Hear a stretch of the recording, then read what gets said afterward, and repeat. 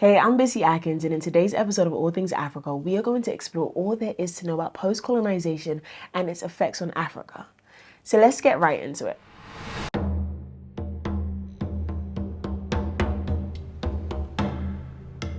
After World War II ended in 1945, Britain and other European countries found themselves in a challenging position despite their victory. Returning soldiers, including many Africans, dealt with injuries, PTSD, and struggled to overcome the traumas of war. Recognizing their weakened state, Britain realized that they could no longer sustain the colonies that it had established in Africa. Instead, the focus shifted to rebuilding their homeland and restoring what was lost. Whilst this was happening, the independence movement in Africa gained significant momentum. This was down to various factors. The war had left European powers economically strained and politically vulnerable, making it increasingly challenging for them to maintain control of their colonies. African soldiers who fought alongside Europeans during the war were exposed to ideas of democracy and equality, inspiring them to question colonial rule when they returned. Despite contributions to war effort, many of the soldiers continued to experience oppression, which fueled a growing desire for independence. Nationalism was on the rise across Africa during this period, and international pressure from organizations like the United Nations, which was created after the war, further accelerated the push for decolonization. But it wasn't until political defeat of the Suez Canal that Britain was forced to reconsider their colonial policies. They came under immense pressure to decolonize, along with the rest of Europe, as they were met with civil unrest and resistance for freedom. In response, and rather than trying to keep control, Britain accelerated the cause for independence, especially from the colonies they felt could manage themselves. With this plan, they hoped that by freely granting independence to their colonies, they would be more than likely able to continue British economic and political relations with the newly formed nation. Basically saying, we are letting you go, but we still want some sort of indirect influence over what you do. The first nation to gain independence was Libya, a former Italian colony in 1951, followed by Tunisia and Morocco from France in 1956. But it wasn't until March 1957 that the Gold Coast colony, modern-day Ghana, became the first sub-Saharan country to gain independence from Britain. The colony had grown to become, by Western standard, economically stable and politically mature under the leadership of Kwame Nkrumah. The rest of the continent became independent over the next decade, and 1960 particularly became known as the Year of Africa.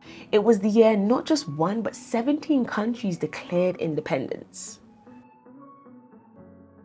But with these political and cultural triumphs of independence came deep challenges as they navigated a new world after struggling for so long to gain their freedom.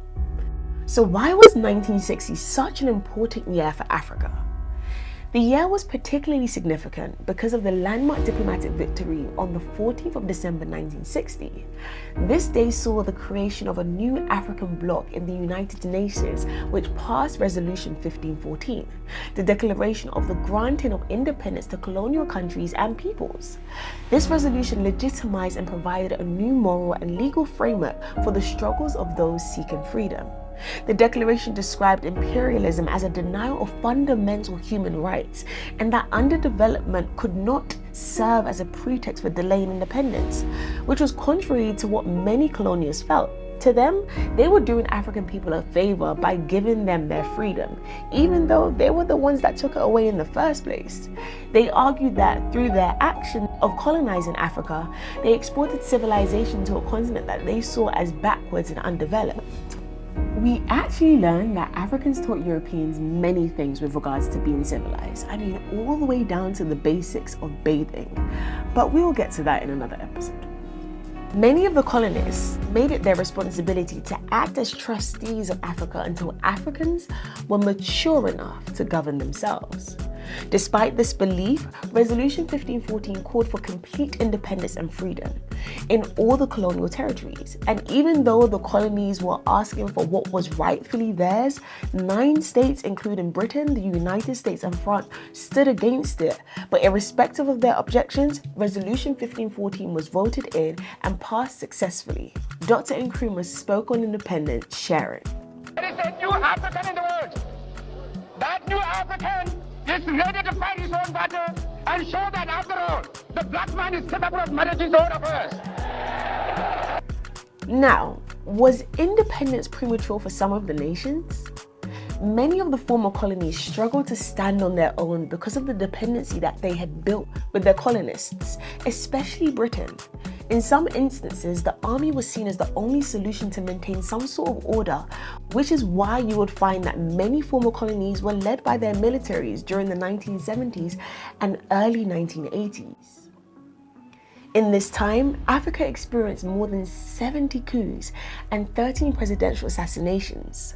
Border and territorial disputes were very common, as many of the European-imposed borders were widely contested through armed conflicts such as the Algerian War of Independence, which was in its 7th year by 1960, the Biafran War, and the Igbo's fight for independence in 1967, which led to the Nigerian Civil War, the Rwandan genocide of 1944, the citizenship crisis of Cameroon, and the Sharpeville massacre of South Africa, just to name a few.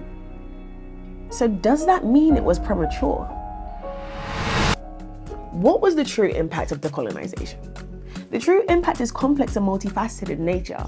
Across political, social, economic, and cultural aspects, not only did it mark the formal end of colonial rule, but also showed how colonized nations reclaimed their identities by asserting their need for independence. Decolonization exposed the deep-rooted injustices and inequalities upheld by colonial systems and challenged the notion of European superiority and domination. It showed how power changed hands during times of conflict and instability, while the newly found nations worked on building and governing themselves.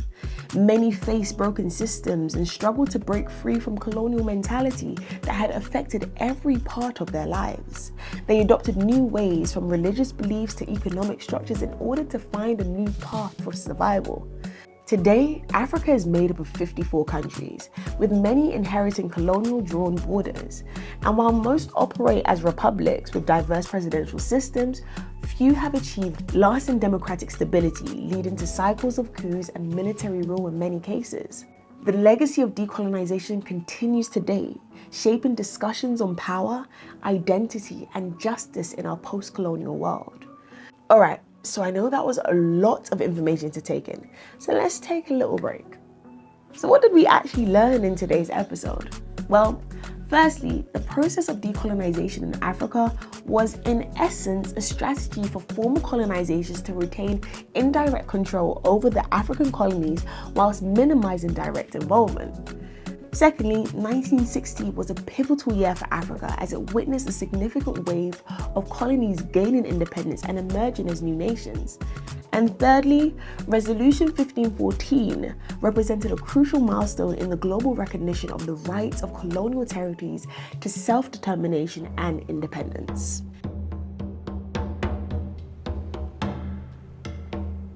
Last week we asked you this. The answer is, which African country is known as the land of 1,000 hills? Is it Kenya, Rwanda, or Nigeria? Let us know your thoughts in the comments below, and you'll find out the answer in the next episode. While some say that colonization brought benefits such as education, infrastructure, and trade to Africa, others say that it ultimately left the continent in a more challenging state than before. Today, many African countries still grapple with the enduring effects of colonization, economically, physically, and psychologically. This makes us wonder, what might Africa look like today if colonization had never occurred? Unfortunately, these questions remain unanswered, but we encourage you to reflect on them and share your thoughts with us in the comments below. It's essential for us to continue exploring these complex issues to better understand Africa's past, present, and future. Thank you so much for tuning into this episode. If you've enjoyed learning about post-colonialism and Africa, which I'm sure you have, why don't you like the video, comment, and share your thoughts in the comments below. But most importantly, don't forget to subscribe for all things Africa.